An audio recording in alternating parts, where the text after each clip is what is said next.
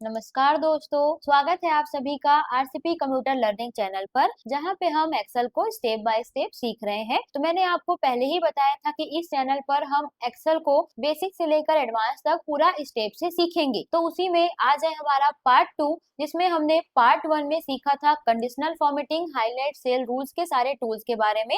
तो आज है कंडीशनल फॉर्मेटिंग का पार्ट 2, जिसमें हम सीखने वाले हैं top and bottom rules, data bars, colour scale और आइकन शीट्स के सारे टूल्स को, और इसके साथ ही हम सीखेंगे न्यू रूल को, और आपके कंडीशनल फॉर्मेटिंग को अप्लाई करने के बाद उसे हटाया कैसे जाता है वो भी आज के वीडियो में हम सीखने वाले हैं। तो अगर आपने पार्ट 1 नहीं देखा है तो इस वीडियो के डिस्क्रिप्शन में आपको लिंक मिल जाएगा, वहां से जाकर के आप पार्ट 1 का जो वीडियो है उसे जाकर के देख सकते हैं। तो चलिए बिना देरी किए शुरुआत करते हैं एक्सेल सीखने की इस शानदार यात्रा को। तो दोस्तों, कल हमने बहुत अच्छे से सीख लिया था कंडीशनल फॉर्मेटिंग का कैसे यूज होता है। तो आज सबसे पहले हम सीखेंगे top and bottom rules. Top and bottom rules आपको मार्क्स के अकॉर्डिंग आप लगा सकते हैं, या कोई ऐसा वैल्यू है जिसका डेटा आपको टॉप टू बॉटम या बॉटम टू टॉप परफॉर्मेंस अगर देखना है तब आप यूज करते हैं टॉप एंड बॉटम रूल्स का। इसमें कुछ कुछ टूल्स हैं, तो इसे अप्लाई करने के लिए सबसे पहले जो हमने कंडीशनल फॉर्मेटिंग अभी लगाया हुआ है कल के वीडियो के लिए, उसे हम अभी रिमूव करेंगे। तो यहाँ पे आप कंडीशनल फॉर्मेटिंग में आएंगे तो आपको क्लियर रूल्स मिलेगा। क्लियर रूल्स में दो ऑप्शन हमारे पास है। पहला है आपका clear rules from selected cell, मतलब अगर हमने कुछ एरिया सेलेक्टेड करके रखा हुआ है तो बस उतने एरिया को हम यहाँ से जा करके क्लियर कर सकते हैं, तो इस टाइप से। या फिर पूरे इस वर्कशीट में जहां जहां आपने कंडीशनल फॉर्मेटिंग लगाया है सभी को हम clear rules from entire sheet करके पूरे को क्लियर करके रख सकते हैं। तो चलिए आज हम देखते हैं टॉप एंड बॉटम रूल्स के सबसे पहले ऑप्शन जो है आपका यहाँ से टॉप 10 आइटम। टॉप 10 आइटम के लिए आप कोई मार्क हो या किसी भी ऐसा वैल्यू को सेलेक्ट कर लीजिए जिसमें आपको टॉप टू बॉटम परफॉर्मेंस देखना है। तो यहाँ पे हमने मार्क्स के सेल को सेलेक्ट किया हुआ है। अब उसके बाद जैसे हम जाएंगे यहाँ से टॉप एंड बॉटम्स में टॉप 10 आइटम में, तो टॉप 1 से लेकर के 10 तक में जितना डेटा आता है, अगर हम 1 करेंगे तो 1 में जिसका सबसे हाईएस्ट होगा, जैसे यहाँ पर 98 है तो उनका डेटा हमको शो कर रहा है। उसके बाद जैसे आप 2 करेंगे तो 2 करने पे 98 से थोड़ा सा जो कम होगा डेटा उसको शो करेगा। उसके बाद अगर आप करेंगे 3 तो उससे कम, ऐसे करके 1 से लेकर के 10 तक के सीरीज में अगर जाते हैं तो 1 से 10 तक का सीरीज वहां पर आपको शो करेगा। तो जितना भी फर्स्ट डिवीजन तक का सीरीज होता है, फर्स्ट डिवीजन मतलब 60 वैल्यू से आप जितना भी ग्रेटर देन लेंगे तो 1 से लेकर के 10 के सीरीज में आपका 98 से लेकर के टोटल 62 तक का वैल्यू यहाँ पर आपको देखने को मिल रहा है। तो यहाँ से आपको जो भी कलर चाहिए वो अप्लाई करके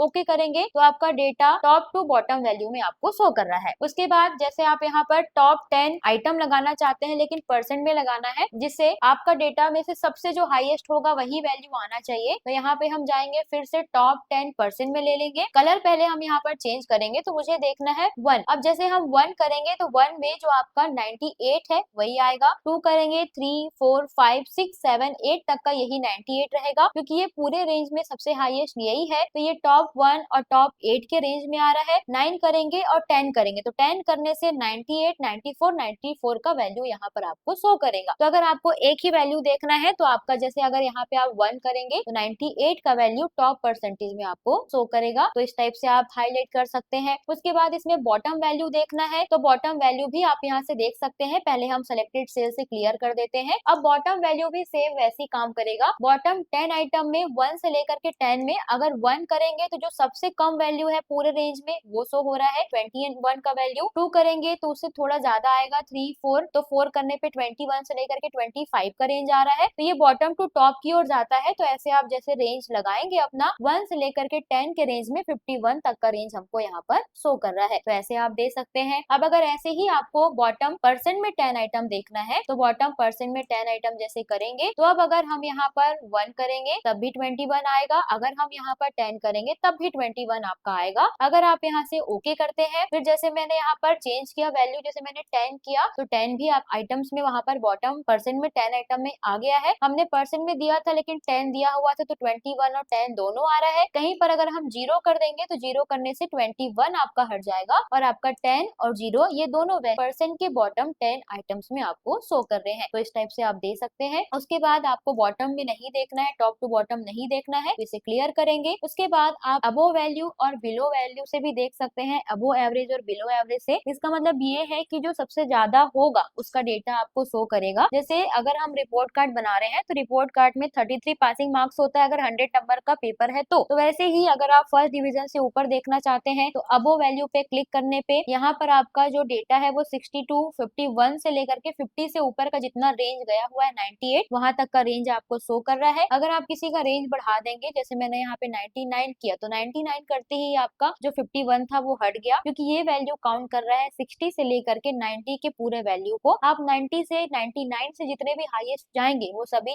वो एवरेज में आपको डेटा शो करेगा। उसके बाद बिलो एवरेज देखना है इसमें, तो आप जो भी 60 से नीचे का जो डेटा होगा उसमें बिलो एवरेज मतलब जो छोटा वैल्यू होगा वो यहाँ पर देख सकते हैं। देखिए यहाँ पर 60 को छोड़ करके उससे नीचे जितना भी वैल्यू है, ग्रीन कलर हमने दिया हुआ है, तो उससे नीचे जितना भी वैल्यू है सभी आपके बिलो एवरेज में शो कर रहे हैं। टॉप एंड बॉटम रूल्स का मतलब यही है कि आप डेटा को top to bottom, bottom to top data के रैंकिंग के अकॉर्डिंग हाईलाइट करके रख सकते हैं। उसके बाद आपको क्लियर करना है तो क्लियर कर देंगे। उसके बाद अगर आपको यहाँ से देना है डाटा बार, तो डाटा बार्स का जो यूज है वो डेटा के वैल्यूज के अकॉर्डिंग ही शो करता है, बट इसमें ऐसा हो जाता है कि डाटा बार्स जो आपका है वो जैसा आप वैल्यू में रखेंगे, सेल्स में जैसा होगा उसके अकॉर्डिंग कलर्स आपका फील करेगा। यहाँ पर जैसे हमने मार्क्स को सेलेक्ट किया हुआ है और मार्क्स को सेलेक्ट करने के बाद यहाँ पर जैसे कलर हम लोग जाएंगे, कोई सभी एक कलर आप ग्रेडियंट फील या सॉलिड फील लगा सकते हैं। जैसे हम यहाँ पर पर्पल कलर का डेटा देते हैं, तो इसमें क्या हो रहा है, जिसमें वैल्यू सबसे ज्यादा है वहां पर सबसे अच्छा कलर फील हुआ है, जहाँ पे वैल्यू कम है वहां पर कम कलर फील हुआ है। तो डेटा बार से आप देख सकते हैं जिसका वैल्यू ज्यादा है वहां पर कलर बहुत अच्छे से फील हुआ है, लेकिन जिसमें वैल्यू नहीं है या वैल्यू एकदम कम है तो वहां पर कम कम वैल्यूज आपको फील हुए हैं। तो इस टाइप से भी आप डेटा को देख सकते हैं। उसके बाद अगर आपको यहाँ से देखना है कलर स्केल, तो कलर स्केल का यूज हम करते हैं डेटा को आपका अलग अलग कलर्स के अकॉर्डिंग शो करने के लिए। जैसे अटेंडेंस सीट हमारे पास है, तो अटेंडेंस सीट का जो भी 75 से ऊपर होता है उसी को काउंटिंग करते हैं। तो यहाँ पर जिसका हाईएस्ट वैल्यू होगा उसके अकॉर्डिंग कलर लगाएंगे। इसमें हर कलर का एक मीनिंग है। जैसे यहाँ पर आपको शो हो रहा है green, yellow, red colour scale, मतलब आपका अगर इसमें डार्क ग्रीन आएगा तो डार्क ग्रीन में नंबर बहुत अच्छा है आपका, और अगर आपका इसमें डार्क रेड आता है तो वहां पर नंबर बहुत ही ज्यादा आपका खराब है करके बता रहा है। यहाँ पर जाएंगे तो इसमें आपका रेड है, रेड मतलब इसमें सबसे ज्यादा हाईएस्ट जो होगा वो रेड में होगा। उसके बाद थोड़ा एवरेज में होगा और थोड़ा कम होगा तो वो थोड़ा येलो, लाइट येलो ऐसे शो करेगा। उसके बाद अगर एकदम खराब वैल्यू होगा तो वो ग्रीन या डार्क ग्रीन के कलर में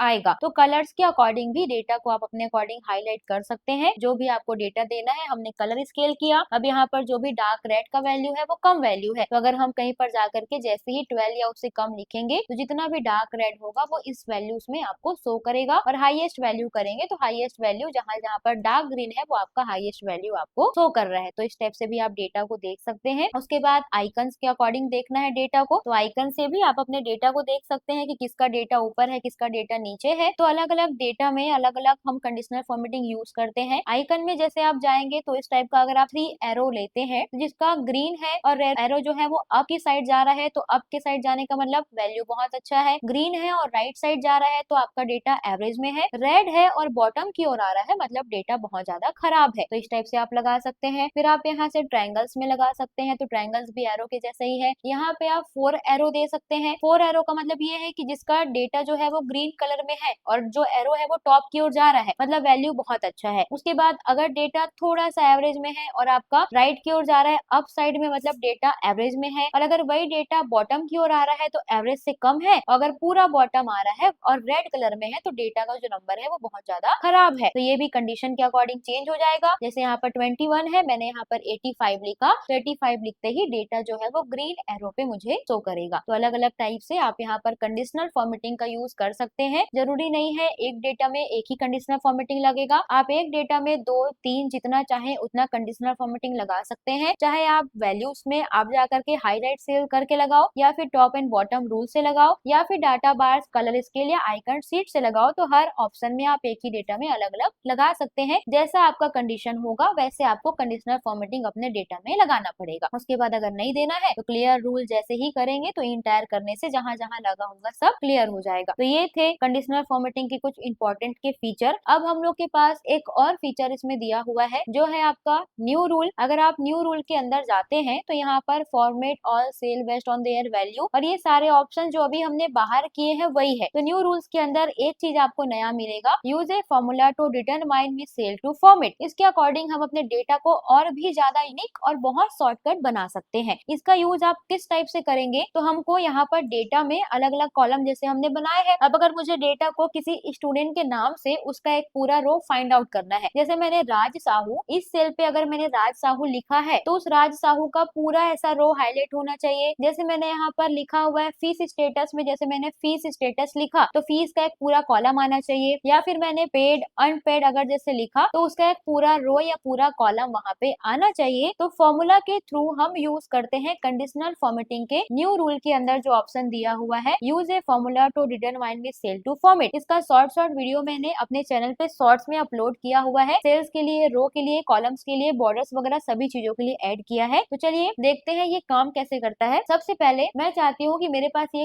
होना चाहिए कि अगर मैं इस वाले सेल पे किसी भी स्टूडेंट का नेम डालूं या उनका सब्जेक्ट डालूं तो ऑटोमेटिक उनका एक पूरा रो हाईलाइट होना चाहिए। तो हम क्या करेंगे, सबसे पहले अपने डेटा को सेलेक्ट करेंगे। बस इसमें एक चीज ध्यान रखेंगे कि जो भी हम रेंज बनाने वाले हैं वो आपका हमेशा लेफ्ट कॉलम में होना चाहिए। जैसे मुझे बनाना है स्टूडेंट नेम का, तो इसके पहले सीरियल नंबर है तो इसे हम कंट्रोल से कंट्रोल माइनस करके डिलीट कर देंगे। तो यहाँ पे अगर आपको एक एक सेल्स को हाईलाइट करना है, जैसे मुझे नेम से हाईलाइट करना है कि अगर मैं अदिति, राज या नेहा कुछ भी इस सेल में लिखूंगी तो उनका सेल जो है वो हाईलाइट होना चाहिए। तो इसे अप्लाई करने के लिए सबसे पहले हमारा जहाँ से डेटा स्टार्ट है वहीं से सिर्फ नेम के कॉलम को सेलेक्ट करेंगे, क्योंकि अभी हम एक सेल को हाईलाइट करने वाले हैं। फिर आ जाएंगे यहाँ से हम न्यू रूल पे। न्यू रूल पे आने के बाद use a formula to determine with cell to format में आएंगे। यहाँ पर कोई भी एक सेल या स्टार्टिंग के सेल को आप क्लिक करेंगे, उसके बाद जो $2 आता है रो एंड कॉलम का जो डिफाइन करता है लोकेशन को, उसमें से दोनों डॉलर को हटा करके जहां पर भी आपको नेम देना है वहां पर क्लिक करेंगे और फॉर्मेट में जा करके जो भी कलर आपको बनाना है वो आप कलर सेट करके ओके करेंगे। जैसे मैं यहाँ पर राज साहू लिखूंगी तो राज साहू के सेल में कलर आ जाएगा। उसके बाद जैसे अगर मैं यहाँ पर लिखती हूँ रवि और उनका सरनेम, जैसे मैंने यहाँ पर लिखा जो भी उनका सरनेम है जैसे रवि मेहता, तो उनका सेल यहाँ पर कलर हो करके आ जाएगा। तो आप यहाँ पर जिसका भी नाम डालेंगे अगर वो नाम आपके डेटा में है तो वहां से आप उसको कलर करके रख सकते हैं। तो ये है हाईलाइट सेल रूल्स में से सेल रूल्स करने का तरीका। अब अगर आपको ये नहीं चाहिए तो कंडीशनल फॉर्मेटिंग में जा करके इंटायर से हटा देंगे। उसके बाद हमें जैसे करना है एक एक रो के अकॉर्डिंग, जैसे अगर मुझे मैथ साइंस का एक पूरा डेटा देखना है तो हम यहाँ पर क्लिक करेंगे तो वो डेटा आना चाहिए। तो हम पूरे डेटा को हेडिंग से सेलेक्ट करेंगे रो को हाईलाइट करने के लिए। उसके बाद आ जाएंगे यहाँ पर आपका न्यू रूल और सबसे लास्ट ऑप्शन, फिर यहाँ पर क्लिक करके जो सब्जेक्ट वाला जो सेल्स है, जो डेटा है सेल, उसको क्लिक करेंगे। अब हमको रो को यहाँ से लॉक नहीं करना है तो A1 के पहले जो डॉलर आ रहा है उसे हटाएंगे, क्योंकि यहाँ पर आपका दिख रहा है डेटा आपका C1, तो कॉलम को रखना है, रो को लॉक जो था वो उसे हटा देना है। उसके बाद इक्वल करेंगे और इक्वल करके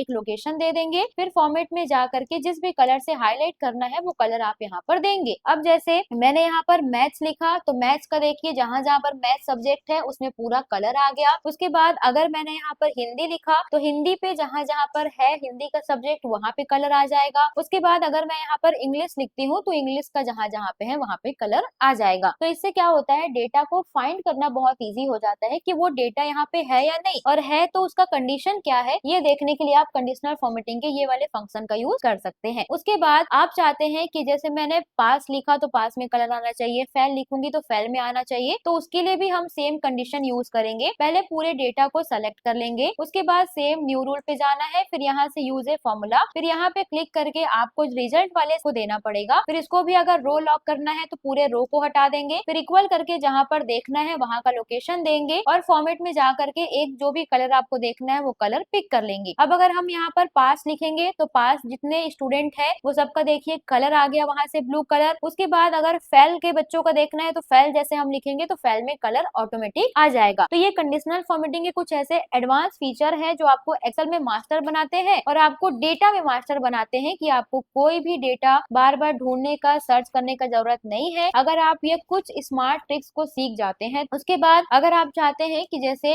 मैं यहाँ पर ग्रेड लिखती हूँ तो ग्रेड का एक पूरा कॉलम कलर होना चाहिए, अटेंडेंस सीट लिखती हूँ तो अटेंडेंस का पूरा एक कॉलम कलर होना चाहिए, तो उसके लिए भी हम सेम फॉर्मूला यूज करेंगे। बस पूरा डेटा को हेडिंग से सेलेक्ट करेंगे, फिर आ जाएंगे यहाँ से न्यू रूल के ऑप्शन में। उसके बाद use a formula to determine with cell to format, यहाँ पे क्लिक करके कोई भी एक हेडिंग को आप क्लिक कर लीजिए। जैसे मुझे फर्स्ट से ही करना है स्टूडेंट नेम से, तो मैं स्टूडेंट नेम के कॉलम को ही सेलेक्ट करूंगी। फिर यहाँ पर जो पहला वाला जो डॉलर आया है कॉलम के लिए ए के पहले उसे हटा देंगे, फिर इक्वल करके एक ब्लैंक सेल का एड्रेस आप दे दीजिए जहाँ पे देना है। फिर फॉर्मेट में जाएंगे, कोई भी एक कलर सेट करेंगे जो कलर से हाईलाइट करना है, उसके बाद ओके करेंगे और ओके कर देंगे। अगर यहाँ पर डेटा में आ करके जैसे मैंने लिखा है यहाँ पर मार्क्स, जैसे मैं यहाँ पर लिखती हूँ तो मार्क्स का एक पूरा कॉलम कॉलम देखिए कलर में आ गया। उसके बाद अगर मैं यहाँ पर क्लास लिखूंगी तो क्लास का एक पूरा कॉलम कलर में आ जाएगा। आप कोई भी कॉलम लिख सकते हैं, रिजल्ट लिख सकते हैं, ग्रेड लिख सकते हैं, स्टूडेंट नेम, अटेंडेंस शीट लिखेंगे तो उसका पूरा कॉलम्स कलर में आकर के आपको शो करेगा। तो दोस्तों आज हमने सीखा कंडीशनल फॉर्मेटिंग का पार्ट 2 में पूरा कंडीशनल फॉर्मेटिंग, जिसमें हमने top and bottom rules, data bar, colour scale, icon, sheets कैसे काम करता है, कैसे एक रिपोर्ट कार्ड या एक डेटा को कैसे मैनेज किया जाता है, वो हमने बहुत अच्छे से सीख लिया है। अब आप एक्सेल सीट को न सिर्फ सुंदर बल्कि और ज्यादा महत्वपूर्ण और बहुत ही ज्यादा इम्पैक्टफुल बना सकते हैं, जिससे आपका एक्सेल में काम बहुत ही इजी हो जाता है। तो अगर आपको हमारा ये जो एक्सेल का सीरीज है स्टेप बाय स्टेप वो पसंद आ रहा है तो कमेंट करके बताएं हमको कि अगर आपको कुछ और वीडियो चाहिए या कुछ तरीका दूसरा होना चाहिए तो उस पे भी हम वीडियो बनाएंगे। तो अगर आप सभी को हमारा वीडियो पसंद आता है तो प्लीज इसे लाइक करें, सब्सक्राइब करें और बेल आइकन को प्रेस करें ताकि आपसे कोई भी वीडियो छूट ना जाए। मिलते हैं अगले वीडियो में, तब तक के लिए हैप्पी लर्निंग।